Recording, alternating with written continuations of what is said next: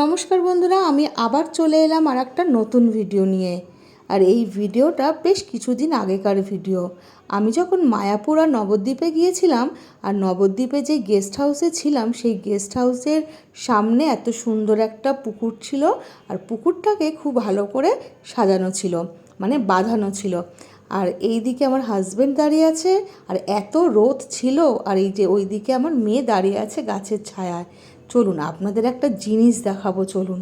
দূরে কিছু দেখতে পাচ্ছেন? ওই দেখুন, গাছের ডাল ঝুলে কারা যেন এদিক ওদিক লাফাচ্ছে।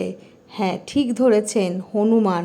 আর এখানে হনুমানের যাই উৎপাত কি বলবো। যেই আমরা মায়াপুর থেকে ঘুরে এলাম, আর এটা ছিল হোলির দিনের।